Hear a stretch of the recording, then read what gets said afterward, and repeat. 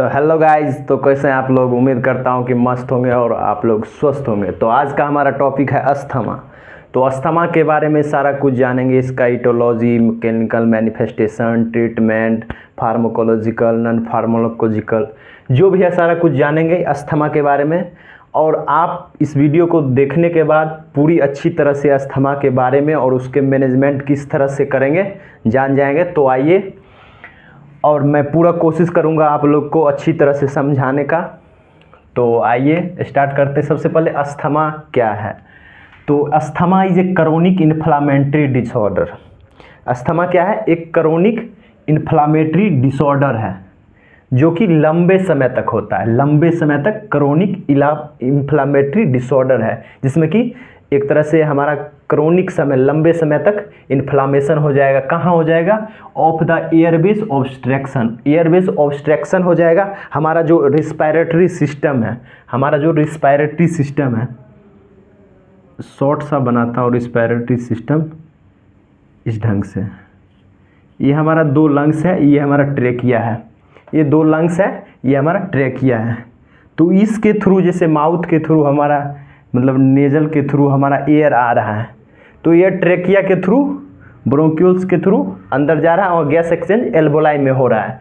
तो यही चीज़ के बारे में, इसी का एक तरह से डिसऑर्डर है, हमारा रिस्पायरेटरी डिसऑर्डर है।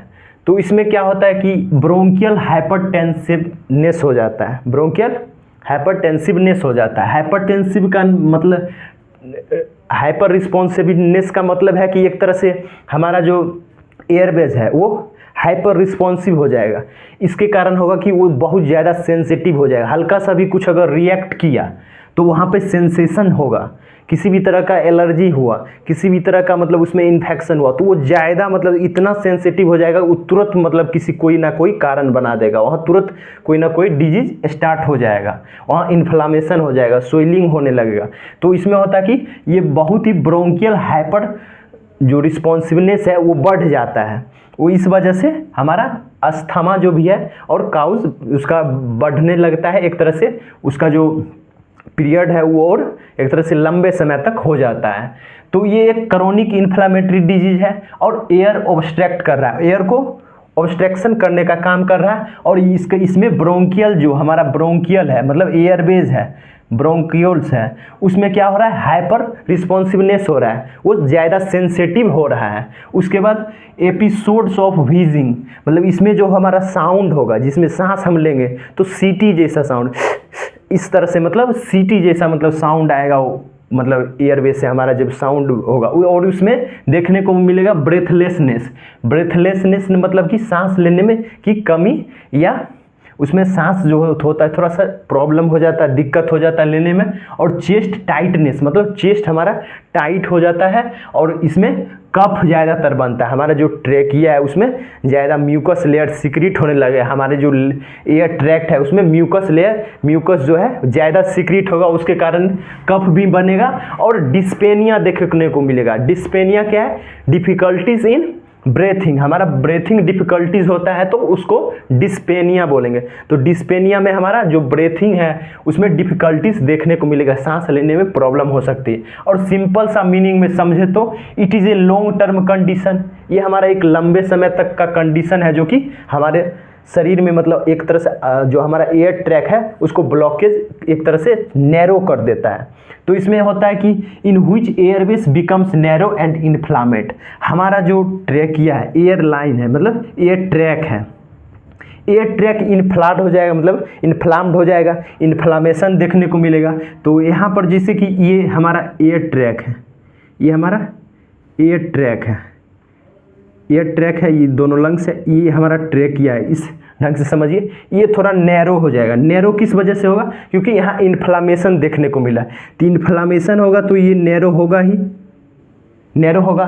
तो इसमें होगा कि इसमें जो मतलब इसका जो होल है तो ये छोटा हो जाएगा, ये इन्फ्लामेशन हो जाएगा इसके अंदर। इसमें इन्फ्लामेशन होगा तो स्वेलिंग हो सकता है, रेडनेस आ सकता है और म्यूकस जो है हमारा ज़्यादा सिक्रीट होगा, जो कि उसके वजह से हमारा कफ देखने को मिल सकता है। म्यूकस ज़्यादा सीक्रेट होगा तो उसके वजह से कफ देखने को मिलेगा।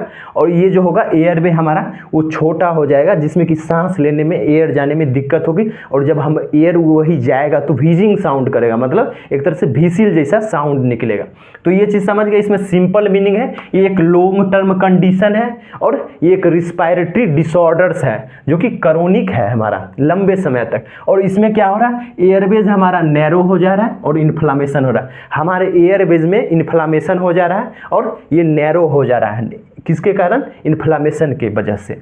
दूसरा हमारा काउजेज, काउजेज मतलब होता है कारण। इसका कारण क्या हो सकता है, देखिए ये चीज़ समझ गए। क्रोनिक इन्फ्लामेटरी डिजीज है जो कि एयरवे ऑब्स्ट्रक्शन होता है और इसमें जो हमारा एयरवेज है वो नैरो हो जाएगा और उसमें एयरवेज में इन्फ्लामेशन हो जाएगा, जैसे कि ब्रोंक्यूल्स में या ट्रैकिया में इन्फ्लामेशन हो जाएगा। वहाँ पर म्यूकस जो है सीक्रेट बहुत ज़्यादा होने लगता है। और इसमें जो होगा एक आता है काउजेज, काउजेज मतलब कारण। कारण में जेनेटिक्स पहला आता है। जेनेटिक्स का मतलब है जैसे फैमिली हिस्ट्री, जेनेटिक प्रीडिस्पोजिशन, मतलब कि एक तरह से जो हमारा एक तरह से मतलब कि हमारे ऊपर में किसी के माता पिता को है तो वो उसको फिर उसके बच्चे में हो जाता है, इसके कारण से भी हमारा होता है। तो इसमें फैमिली हिस्ट्री हो सकता है, फैमिली के वजह से हो रहा है। और दूसरा एटोपी, एटोपी मतलब हमारा जो एलर्जिक कंडीशन होता है, मतलब कि अब किसी आदमी को एक तरह से एलर्जिक का आदत हो जाता है, मतलब कुछ भी हुआ तो एलर्जी होने लगता है उस चीज़ से, किसी चीज़ का एलर्जी का हैबिट बन जाता है। जैसे किसी को स्किन एलर्जी होता है तो कि उसी तरह से हमारा एक तरह से जो हमारा ट्रेकिया में किसी तरह का एलर्जी होगा, उसको कुछ भी थोड़ा सा होगा तो सर्दी जुकाम हो जाएगा, मतलब हल्का सा भी कुछ हुआ, हल्का सा पानी में भीगा तो उसको एलर्जी हो जाएगा, उसको थोड़ा सा ट्रेकिया में तुरंत म्यूकस मतलब सीक्रेट होने लगता है, कफ बनने लगता है। तो एलर्जी के कारण भी उसको अस्थमा मतलब देखने को मिलता है। और इस एटोपी के कारण इसलिए हो रहा है क्योंकि एटोपी का मतलब ही होता है कि एलर्जी हैबिट, मतलब एक तरह से किसी भी एलर्जी का हैबिट हो जाना। स्किन का किसी को एलर्जी है, किसी को रिस्पायरेटरी ट्रैक्ट से एलर्जी है, तो उसके कारण थोड़ा सा भी सांस मतलब गर्म हवा या ठंडा हवा लगा बस उसको सर्दी हो जाएगा, किसी भी तरह का सर्दी जुकाम जो भी कफ बनता है वो सब बनने लगता है, तो उसके कारण होगा। और दूसरा एलर्जेंस, एलर्जेंस क्या होगा, एलर्जेंस में डस्ट हमारा आएगा, पोलन आएगा, एनिमल डेंडर्स के वजह से हो सकता है हमारा एलर्जेंस के कारण। एलर्जेंस के कारण डस्ट, जैसे कि एलर्जेंस के कारण हो रहा है तो उसके कारण डस्ट, पोलन, एनिमल डेंडर के वजह से हो रहा है। और एयर पोल्यूशन के कारण हो रहा है तो इसमें स्मोकिंग आ जाता है, किसी भी तरह का स्मोक हमारा एयर पोल्यूशन हो रहा है तो उसके कारण हो रहा है, तो ये एयर पोल्यूशन भी एक हमारा कारण हो सकता है। और दूसरा जैसे रिस्पायरेटरी ट्रैक्ट इन्फेक्शन, हमारा रिस्पायरेटरी ट्रैक्ट में ट्रेकिया, ब्रोंकियोस और लंग्स के बीच में मतलब जो भी हमारा रिस्पायरेटरी इन्फेक्शन है उसके कारण से भी अस्थमा देखने को मिल सका। उसके बाद कोल्ड एयर और वेदर चेंजेज, कोल्ड एयर के वजह से ज़्यादातर कोल्ड एयर लेते हैं और उनको पहले से ही में एक तरह से हैबिचुअल है इस चीज़ से, तो उसके कारण हो सकता है कि कोल्ड एयर हो या किसी भी वेदर चेंजेस के वजह से भी हो सकता है। तो उसके बाद ड्रग्स, ये शुरुआती है, ये मतलब शुरुआत होगा उसका, मतलब आज मतलब नहीं कि एयर आज थोड़ा सा चेंज हुआ बस अस्थमा ही होगा, ऐसा नहीं है। एयर चेंजेस हुआ तो ये कारण है कि शुरू यहाँ से हो सकता है, यहाँ से शुरू हो सकता है। तो कोल्ड एयर या वेदर चेंजेस के वजह से हो जाता है और वो एक तरह से क्रोनिक में बदल जाता है, तो उसी को बोलते हैं एक तरह से क्रोनिक इन्फ्लामेटरी डिसऑर्डर हो जाता है, जिसको अस्थमा बोलते हैं। और दूसरा ड्रग्स के कारण होगा, ड्रग्स के कारण जैसे कि इसमें एस्पिरिन, नसेड्स, नसेड्स क्या है, non steroidal anti inflammatory drugs है।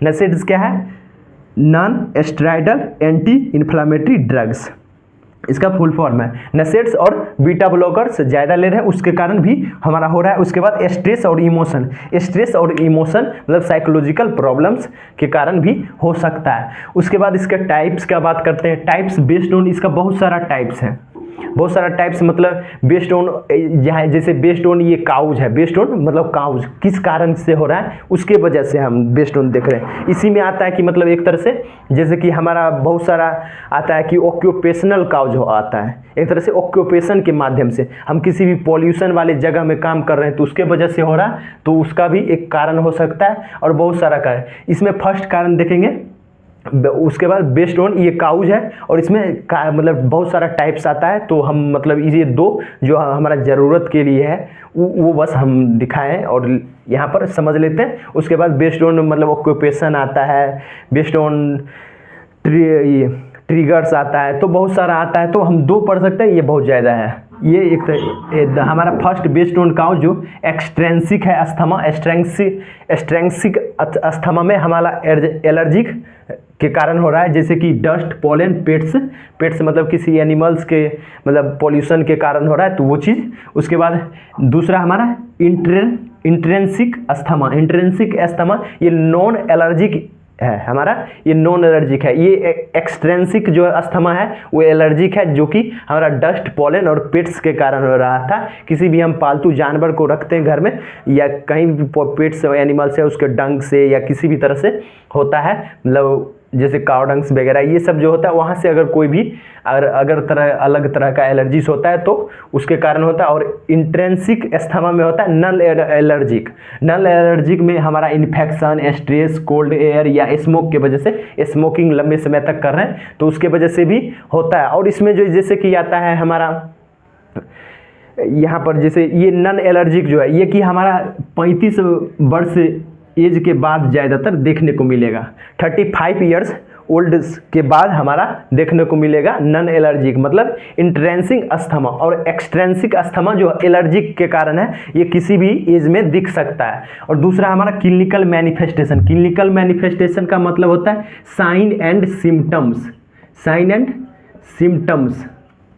क्लिनिकल मैनिफेस्टेशन को साइन एंड सिम्टम्स भी बोलते हैं। क्या क्या साइन और सिम्टम्स देखने को मिलेगा? विजिंग साउंड देखने को मिलेगा। साउंड कैसा होगा? विसिल जैसा।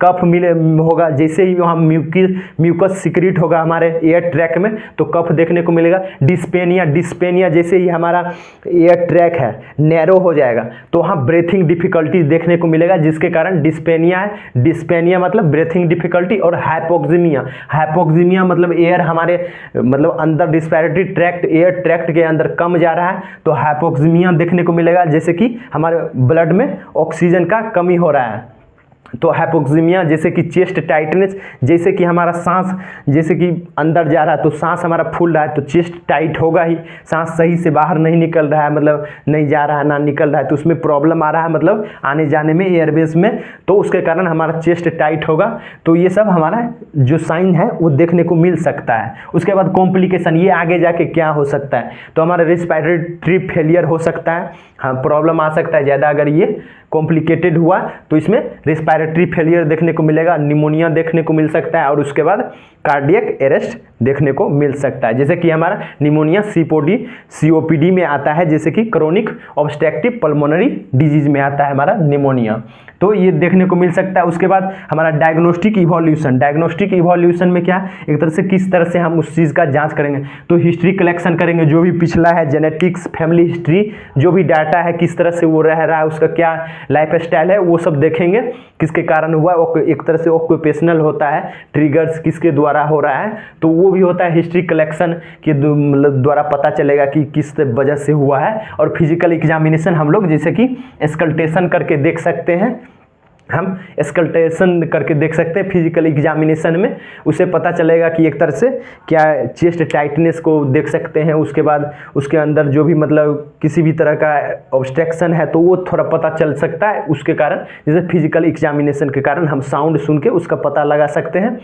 और जो दूसरा है ABG मतलब आर्टेरियल ब्लड गैस एनालिसिस। जैसे ही हमारा इन्फ्लामेटरी डिसऑर्डर्स हो रहा है तो यहाँ पर क्या हो रहा था, डिस्पेनिया हो रहा था तो यहाँ पर डिस्पेनिया हो रहा है तो उसके कारण जैसे हाइपोक्सीमिया हो रहा है तो वहाँ ऑक्सीजन का, ब्लड में ऑक्सीजन का कमी हो रहा है तो ब्लड का ऑक्सीजन का कमी हो रहा है, जिससे ब्लड में ऑक्सीजन का कमी हो रहा है तो वहाँ पर जैसे लंग्स में हमारा गैस एक्सचेंजेस में दिक्कत आएगा तो उसके कारण एसिडोसिस होगा।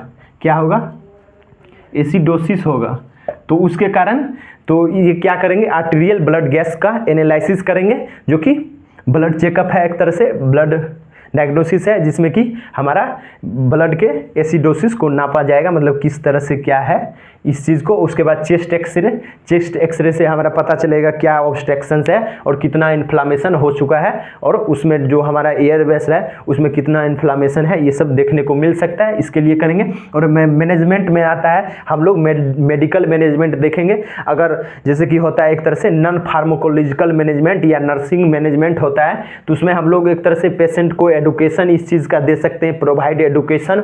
उसके बाद हम लोग जैसे कि एक तरह से पानी जो होगा कि उसको बताएंगे कि नॉर्मल पानी पीजिए, ना ज़्यादा गर्म ना ज़्यादा ठंडा, और हर वक्त बॉयल पानी कीजिए, और ना कंटामिनेटेड खाना खाइए, ना कंटामिनेटेड वाटर ड्रिंक कीजिए। ये सब चीज़ हम मतलब एक तरह से प्रोवाइड नॉलेज कर सकते हैं, एडुकेशन दे सकते हैं, इस चीज़ से अवेयरनेस कर सकते हैं, उनके फैमिली वालों को बताएंगे ये सब चीज़, ये सब कर सकते हैं। और उसके बाद हमारा इसमें फार्माकोलॉजिकल मैनेजमेंट मतलब मेडिकल मैनेजमेंट हम लोग देखेंगे। तो इसमें सबसे पहले हम देंगे ब्रोंकियोडायलेटर। ब्रोंकियोडायलेटर क्यों देंगे? क्योंकि यहाँ पर हमारा क्या हो रहा था, यहाँ पर एयरवे ऑब्स्ट्रक्शन हो रहा था, और हमारा जो है एक तरह से जो हमारा एयर ट्रैक्ट है वो नैरो हो जा रहा था, हमारा ब्रोंकियो जो है कि नैरो हो जा रहा था। यहाँ पर थोड़ा सा जगह जो यहाँ पर हमारा ब्रोंक्यूल्स है उसमें एक तरह से जगह कम हो जा रहा था, तो वो हमारा नैरो हो जा रहा था। उसको हम ब्रोंकियोडायलेटर देके हम उसको डायलेट करवाएंगे, हम अपने एयर ट्रैक को डायलेट करवाएंगे, इसको बढ़ाएंगे, इससे थोड़ा बड़ा हो जाएगा, थोड़ा सा डायलेट होगा और रिलैक्स हो जाएगा। हमारा ब्रोंक्यूल्स है वो रिलैक्स हो जाएगा। तो ब्रोंकियोडायलेटर में क्या देख सकते हैं एग्जाम्पल, जैसे ड्रग्स का नाम होता है तो वही नाम है ब्रोंकियोडायलेटर से हम देंगे, क्योंकि ब्रोंक्यूल्स जो है हमारा उसको रिलैक्स होने के लिए। और इसमें क्या दे सकते हैं सल्बूटामोल, उसके बाद एल्बिट्रोल, उसके बाद फॉर्मोट्रियोल, ये तीनों इसका एग्जाम्पल है ब्रोंकियोडायलेटर का, जैसे सल्बूटामोल और एल्ब्यूट्रियोल और उसके बाद फॉर्मोट्रियोल, ये तीनों एग्जाम्पल है इसका ब्रोंकियोडायलेटर, तीनों में से कोई भी दे सकते हैं। उसके बाद कॉर्टिकोस्टेरॉइड्स, हम कॉर्टिकोस्टेरॉइड्स क्यों दे रहे थे? क्योंकि यहाँ पे इन्फ्लामेशन भी हो रहा था, इन्फ्लामेशन हो रहा है तो हम लोग देंगे कॉर्टिकोस्टेरॉइड्स। ये क्या करेगा, और उसके बाद ये क्या करेगा, हमारा एंटी इन्फ्लामेटरी ड्रग्स है और एंटी एलर्जिक ड्रग्स है। हमारा क्या है कॉर्टिकोस्टेरॉइड्स, एंटी इन्फ्लामेटरी ड्रग्स है और एंटी एलर्जिक है। तो इन्फ्लामेशन हो रहा था तो इन्फ्लामेशन को से भी प्रिवेंट करेगा और इन्फ्लामेशन को कम करेगा और एलर्जी से बचाएगा। तो उसके बाद एलर्जी हो रहा था इसलिए वहाँ पर म्यूकस लेयर मतलब म्यूकस भी सिक्रीट हो रहा था, जो कि उसके बाद इस चीज़ को रोकेगा। उसके बाद है मिथाइल पेरिडीनिसोलोन, हमारा क्या है मिथाइल पेरिडीनिसोलोन, सबसे पहला मेडिसिन है जो कि कॉर्टिकोस्टेरॉइड्स में आ रहा है, एग्जाम्पल है इसका मिथाइल पेरिडीनिसोलोन। उसके बाद बीटामेथासोन है, दूसरा हमारा बीटामेथासोन है, उसके बाद प्रेडिनिसोलोन है, तीसरा हमारा प्रेडिनिसोलोन है, PREDNISOLONE, प्रेडिनिसोलोन है। उसके बाद हमारा आता है एंटीको एलर्जिक,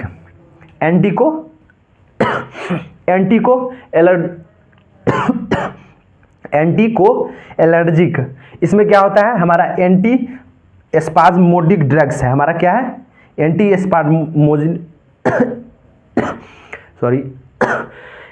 स्पाज्मोडिक एक्शन करता है हमारा। ये क्या करेगा, म्यूकस हमारा जो सिक्रीट हो रहा था, ज़्यादातर म्यूकस जो सिक्रीट हो रहा था उसको रोक देगा, उसको क्या करेगा रोक देगा, म्यूकस सिक्रेट को रोक देगा।